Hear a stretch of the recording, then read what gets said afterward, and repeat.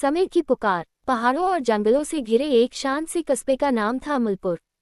दिन में ये कस्बा जितना साधारण लगता था, रात में उतना ही रहस्यमय हो जाता था। लोग कहते थे कि यहाँ की हवाओं में बीते समय की आवाज़ें छिपी हैं, लेकिन कोई उन बातों पर ध्यान नहीं देता था सिवाय कबीर के। कबीर एक शांत स्वभाव का लड़का था, जिसे पुरानी चीज़ों और कहानियों से अजीब सा लगाव था। उसे लगता था कि बीता हुआ समय कभी पूरी तरह मरता नहीं। एक रात, जब पूरा कस्बा गहरी नींद में था, कबीर को किसी ने पुकारा। आवाज़ बहुत धीमी थी, लेकिन साफ। कबीर, वह घबरा गया। आवाज़ उसे कस्बे के बाहर स्थित एक टूटी हुई मंदिरनुमा इमारत की ओर बुला रही थी। लोग उस जगह को अशुभ मानते थे, फिर भी कबीर वहां पहुंचा।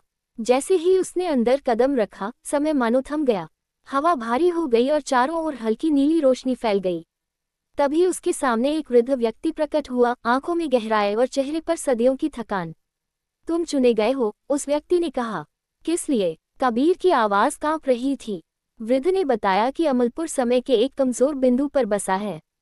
यहाँ अतीत, वर्तमान और भविष्य एक दूसरे को छूते हैं।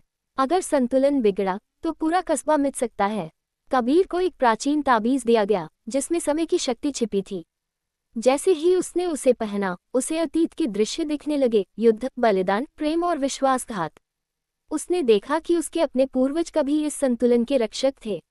अब बारी उसकी थी, लेकिन ये रास्ता आसान नहीं था। हर बार जब कबीर समय को ठीक करता, वह अपनी किसी याद को खो देता। पहले बचपन की हंसी, फिर माँ की आवाज़, फिर अपने सपने। दर्द बढ़ता गया, लेकिन कस्बा सुरक्षित रहता गया। आखिरी रात, एक अंधेरी शक्ति सामने आई, समय का विकृत रूप।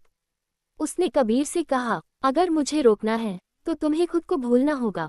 कबीर के सामने सबसे बड़ा फैसला था, खुद को बचाए या सबको। उसने आंखें बंद की और मुस्कुराया, अगर मेरी यादें मिटकर लोगों का भविष्य बच सकता है, तो यही सही। तेज रोशनी फैली, अंधेरा चिल्लाया और समाप्त हो गया। सुबह अमलपुर पहले से ज्यादा शांत था।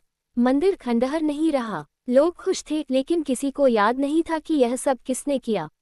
एक लड़का कस्बे के बीच खड़ा था, जिसे अपना नाम भी याद नहीं था। लेकिन जब उसने हवा में गूंजती आवाज सुनी, धन्यवाद रक्षक, तो उसकी आंखों से आंसू